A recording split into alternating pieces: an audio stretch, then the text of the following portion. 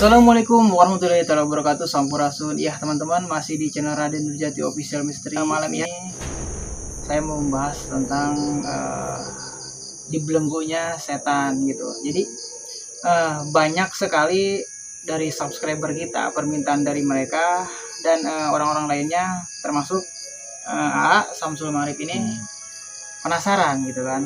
Katanya di bulan Ramadan ini setan dibelenggu gitu kan. Tapi kok kenapa masih banyak yang bermunculan dan kemaksiatan di mana-mana gitu. Nah, malam ini kita bahas, kita kupas oh ya, jadi ini masih tergolong yang penasaran juga gitu ya. Iya, dan katanya kan kalau di bulan Ramadan itu dibelenggu katanya nggak bisa menggoda gitu kan. Betul. Sedangkan masih ada bermunculan yang berkemaksiatan, melakukan kemaksiatan gitu, ada yang gimana tuh? Iya, dari subscriber itu juga banyak yang bilang seperti itu dan orang-orang banyak seperti itu gitu pertanyaannya. Nah, kalau menurut saya pribadi memang betul, Kanjeng Nabi pun menjelaskan bahwa di bulan suci Ramadan ini setan itu pada dibelenggu atau dikunci. Nah, gitu.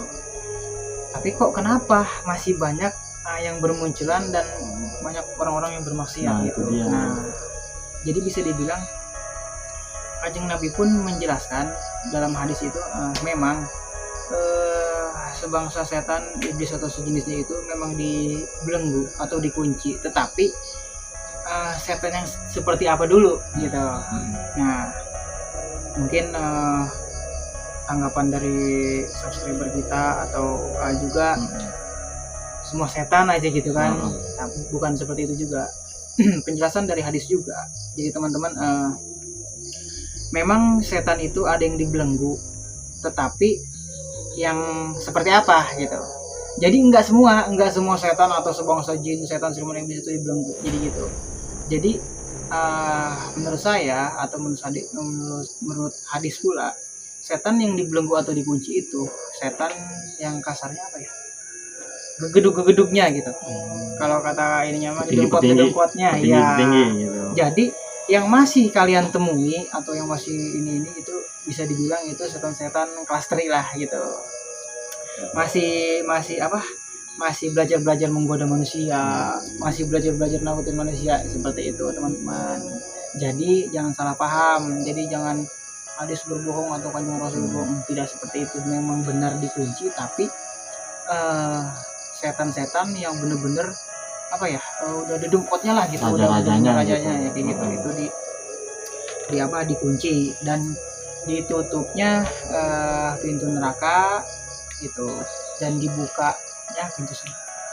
Pintu neraka ditutup. Iya, betul. Jadi yang masih kalian lihat, masih bermunculan atau yang kalian rasa atau masih banyak yang kemaksiatan di mana-mana gitu. Itu berarti setan-setan yang kelas-kelas 3-nya seperti itu. Berarti kalau kelas 3 itu nggak ditutup ya.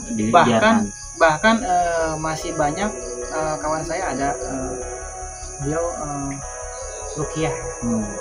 Gitu. Bahkan di bulan Ramadan ini masih banyak yang ingin diruqyah, tamu-tamu yang ruqyah itu kesurupan dan yang lain-lain. Bisa dibilang itu setan-setan kelas 3. Yang kelas 3-nya itu ya. Seperti itu. Oh iya Raden, saya mau tanya lagi, penasaran, apakah ada sejarahnya dibelenggunya setan itu atau sejarah dari zaman dulunya gitu Raden? Kalau ada sejarahnya atau tidak, mungkin menurut pengetahuan saya zaman dulu itu teman-teman jadi di zamannya Nabi Sulaiman dahulu, Nabi Sulaiman itu minta izin kepada Gusti Allah untuk menangkap semua iblis atau menangkap setan lah gitu di alam dunia, karena menurut beliau memang benar-benar memang diciptakannya setan itu karena menurut beliau setan itu kan membangkang, terus ya pokoknya ke arah seperti itulah. Gusti Allah pun menjawab, jika kamu menangkap semua iblis dan semua setan lah gitu, tidak ada kebaikan di dalamnya gitu. Itu jawab dari Gusti Allah gitu. Nah, setelah beberapa kali Nabi Sulaiman meminta kepada Gusti Allah, dilaksanakanlah Nabi Sulaiman itu menangkap semua iblis atau semua setan. Nah, dikurunglah sama Nabi Sulaiman ini iblis atau setan itu beberapa kali ada yang dirasakan beda oleh Nabi Sulaiman. Bedanya kenapa? Jadi suatu hari beliau ingin menjual hasil apa gitu dari beliau ke pasar, tapi itu di pasar sama sekali tidak ada manusia. Di pasar tidak ada sekali manusia. Nah, langsung Nabi Sulaiman pun makin bingung kok kenapa gitu kan. Terus tidak ada orang-orang di tempat keramaian, di pasar dan lain-lain. Orang-orang itu pada sibuk di masih beribadah lah gitu, dan di kuburan pada nangis, pada takut mati gitu. Jadi tahu semua tuh. Ya, Nabi Sulaiman pun menanyakan kembali kepada Gusti Allah, kenapa? Gusti Allah menjawab, kan sudah aku katakan, mungkin bahasanya seperti itu, tidak ada kebaikan di dalamnya jika menangkap semua makhluk iblis atau setan itu gitu. Karena kenapa? Jadi kita ambil hikmahnya mungkin seperti ini teman-teman ya. Jika iblis dan setan itu dikunci, jadi tidak ada misalkan di pasar, lihat di pasar itu kan banyak kecurangan. Dari zaman Nabi pun sudah ada seperti itu, perdagangan awan lah untuk iya, kecurangan. dan bahkan Nabi pun kata beliau yang banyak sekali setan itu di pasar, karena ya yang kita rasa di pasar itu ini kecurangan dan lain-lain. Nah, dan tempat-tempat keramaian lainnya gitu, seperti tempat-tempat ya intinya tempat-tempat ramai lah gitu. Jadi orang-orang itu pas setan dibelenggu itu dikunci semua, ditangkap semua, orang-orang itu pada sibuk beribadah, takut mati gitu, pada takut akan kematian gitu, beribadah terus. Dari situ mungkin pemahamannya tentang dikuncinya makhluk atau iblis di muka bumi gitu, atau di jadi iblis itu dilepaskan kembali lagi. Iya, jadi iblis yang dikunci atau dibelenggu tersebut pun oleh Nabi Sulaiman itu dilepaskan kembali. Oh iya Raden, kebetulan saya juga membicarakan tentang pasar. Kebetulan saya juga kerja di pasar, emang luar biasa godaannya. Iya, sangat luar biasa pasar. Luar biasa Raden. Oh iya, gimana Raden kalau misalkan kita punya sedikit misalkan karyawan gitu ya, yang nggak berpuasa gitu, sedangkan kita nggak bisa ini, takut kita juga ya keusik lah bahasanya, itu gimana Raden hukumnya Raden buat saya gitu. Ya ini sih gini ya, kalau namanya karyawan nggak puasa apa gimana ya, apa kita kan udah negosin lu puasa dong di bulan puasa kan terlalu ini dia banget gitu ya. Kalau udah ada kalimat seperti itu ya memang bagus gitu kan, sebagai umat muslim kita saling mengingatkan puasa gitu kan. Tapi kalau yang namanya beliau tetap begitu ya udah, itu terserah beliau. Yang penting kan kita sudah mengajak untuk kebaikan, untuk kebenaran gitu. Tapi tetap kita mendapatkan dosa enggak ya? Tidak, kalau misalkan tetap masih menjalankan puasa. Bahkan niatnya untuk mengajak orang berpuasa, apa bisa dibilang menyadarkan orang berpuasa, itu sudah ada ganjarannya, sudah ada pahalanya. Makanya kenapa di bulan Ramadan ini pintu surga itu terbuka lebar gitu, dan pintu neraka ini ditutup. Karena kenapa? Setiap ibadah yang kita lakukan atau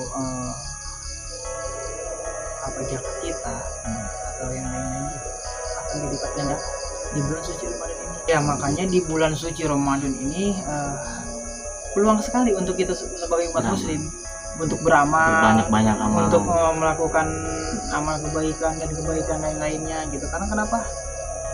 Ya memang ini bulan yang ditunggu-tunggu oleh semua umat muslim gitu. Banyak kemuliaan dan luar biasa lah bulan suci Ramadan ini. Makanya kita sebagai manusia harus berlomba-lomba gitu untuk kebaikannya. Betul. Oh iya Raden, ini Raden tahu Ya. kenapa iblis bilang Oleh Gusti Allah. Ya. Sedikit saya memahami kenapa iblis dilaknat sama Gusti Allah, karena pas diciptakannya Nabi Adam oleh Allah, iblis itu disuruh sujud kepada Nabi Adam, dia tidak mau. Karena kenapa? Beliau merasa dia lebih baik daripada Nabi Adam. Maka dari itu sebetulnya iblis itu ahli dalam segala apapun, ahli kita, ahli hadis dan yang lain-lainnya gitu, untuk keagamaan, pintar lah. Tapi kenapa? Beliau mempunyai sifat saya lebih baik daripada kamu gitu. Itu yang membuat dilaknatnya iblis dan ke neraka.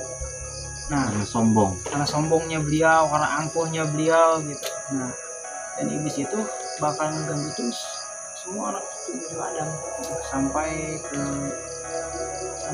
kiamat.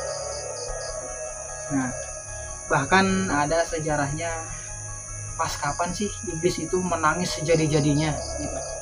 Kapan itu? Iblis menangis sejadi-jadinya itu pas diturunkannya Al-Quran, dilahirkannya Nabi Muhammad SAW. Nah, dan ada lagi beberapa gitu, itu iblis menangis sejadi-jadinya. Jadi gitu teman-teman di rumah, dan juga mungkin itu penjelasan dari saya gitu kan, dari Raden Nurjati atas kenapa sih melukai masih banyak yang bermunculan dan masih banyak emosi di mana-mana. Itulah penjelasan dari saya, mungkin singkatnya seperti itu. Cukup sekian ya pembahasan kita ya. Untuk kedepannya mungkin akan ada lagi yang lebih sudah mendengarkan teman-teman gitu. Terima kasih lagi. Sama-sama ya teman-teman, mohon maaf jika ada kesalahan dari kami, cara bicara atau yang lain-lainnya. Tetap saksikan channel Raden Nurjati Official Mystery. Jangan lupa subscribe, like, dan komennya teman-teman gitu. Karena support kalian ada semangat kita gitu. Kedepannya kita akan ada lagi konten-konten yang menegangkan gitu. Pembahasan lagi, ada lagi yang lebih wow gitu. Ya teman-teman, mungkin cukup sekian. Saya Raden Nurjati dan A. Samsul Marif mengucapkan wassalamualaikum warahmatullahi wabarakatuh.